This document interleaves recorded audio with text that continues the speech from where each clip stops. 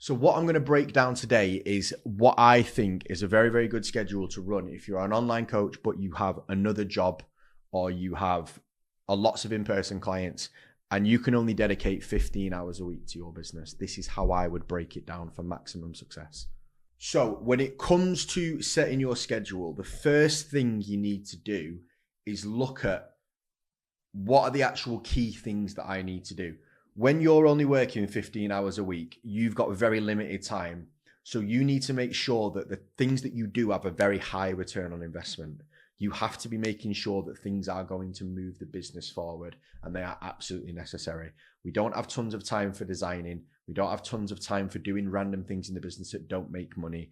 Our goal with the 15 hours is to make as much money as possible within 15 hours so we can start buying back time from our other job or other income stream or whatever that looks like. If you are somebody like that, you've got childcare and things like that, and that's why you're on a reduced time schedule, it's even more important to make sure that the only things that you're doing are making the business money, because this is the only time you've got and potentially may ever have for the next couple of years. So this is really, really key to get right. So 3 main things that you need to focus on within your 15 hours of work. You need to be on top of your content. You need to be on top of your client delivery, and you need to be on top of your lead generation and sales.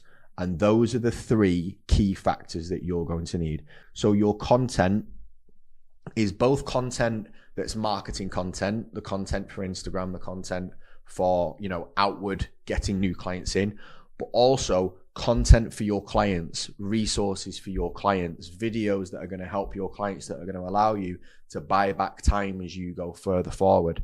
Okay, so when I say content, it's both external marketing, like to people who aren't your clients, and also internal marketing of things that are really going to help them. And they can kind of intertwine, so it's a good idea to do them both at the same time. So that's going to be probably a 5-hour allotment across the week of doing all of that content. And I think that would put you in a very good position to be generating enough eyes on your program and enough things to do. The second section of 5 hours is going to be your client fulfillment. So that's speaking to clients, that's answering clients' questions, that's doing your weekly check-ins or weekly progress reports with clients, and that's also onboarding new clients who have just signed up for your service. That is your client delivery. You have to be very careful at this point that as you grow, you don't let your client delivery get outside of that 5 hours. I know it may seem very easy that as you take on clients, I'll take out my marketing, I'll take it out of my content, I'll take it out of this, I'll take it out of that. What happens at that point, then you end up suffocating the business, because you just end up working in the business and not actually working on growing it. So if you get above that 5 hours of client delivery, you really need to start looking at where can you buy back some more time from? Where can you take some more time? So once you reach the limit of your availability with your client time here, then you need to start looking at what you can do moving forward. The final section that you need to spend your time on is 5 hours of lead generation and sales. That is networking. That is talking to potential clients in your inbox. That is responding to everybody that sends you a message on social media, replies to your stories, talks on your comments, all of those things. That all needs to be done within that time. It also means reaching out to potential new followers, following new people, and generally making your social media engaging and not using social media like a billboard. The other part of that 5 hours is going to be sales. So you're going to have to allocate time to have consultation calls, sales calls with people and bring them into your program. And that will make the bulk of the 5 hours. My recommendation would be keep that 5 hours constant. And if you have loads of sales calls, that's brilliant. And if you don't have any sales calls, you better make sure that you're generating sales calls with the time that you've allowed within that time. So that's 3 lots of 5 hours, perfectly balanced. So you're not focusing too much on one area of the business or the other. You've got enough development stuff with content, both for potential clients and your clients that you've currently got, so you're helping the business move forward. All right, you've got enough time to deliver the coaching to your clients in the first place, and then you've got enough time to keep doing enough lead generation and keep sales moving so that your business never stagnates. With these sections, there are things that you can split out daily, and there are things that you can actually deal with weekly on more of a batch basis, and I'm going to talk you through where you can do that. Your content, those 5 hours, that can be batched. All right, you can do that all in one go. That can be you can either do it 1 hour a day, or you can do 5 hours in one block. It doesn't matter what day you do that on. So that can all be blocked off in one thing. So if you have a Saturday to work and you're working during the week, you can do that. If you've got childcare on the weekends, you can do it during the week when you've got a little bit more free time and you've got childcare. Whatever that looks like, you can do that in a block.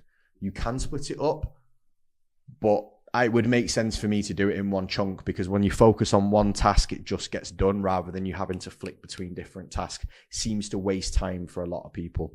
The second thing you can block is half of the client fulfillment.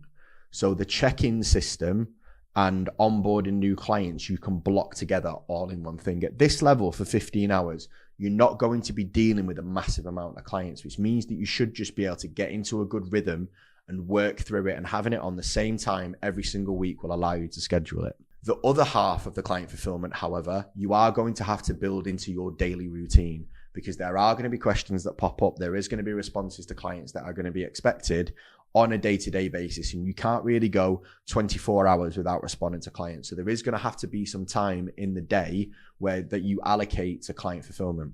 The final piece of the puzzle, the sales and marketing side of things, the lead generation and sales calls, you have to do every single day. You have to map out an hour a day to do this. It's not wise as a business owner to only expect people to be able to do a consultation call on one day of your choosing. People have availability issues. And the other thing is that with sales, if somebody books in and the call is more than 7 days away, even more than 3 days away, there's actually statistical drop off with the amount of people that sign up because they talk themselves out of doing it, or they decide to do something else, or their kind of desire for doing it just goes cold. You may, in your head, be saying, well, I don't want clients that do that, but that's just normal human behavior that you're going to have to get on side with. So I would recommend having 1 hour open for sales at least 5 of 7 days. That means there's a very short turnaround time if someone books a call, and I would only allow them to book in a maximum of 3 to 5 days in advance, so that you're maximizing the chances that they show up, not wasting your time, and you're maximizing the chance of making a sale.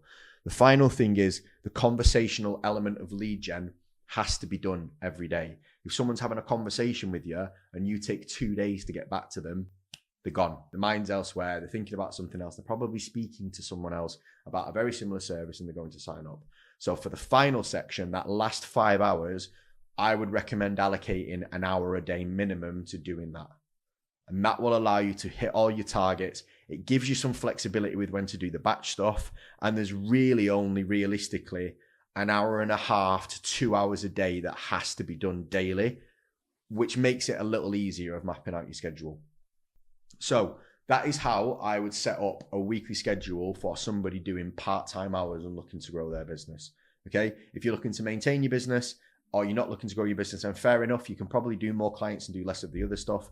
But if you're looking to keep a business that's well balanced, that has good potential for growth, that is the way I would do it. Now, as you buy back time, you're going to have more time. And the next video that we put out is going to be how to schedule your time if you have full-time hours.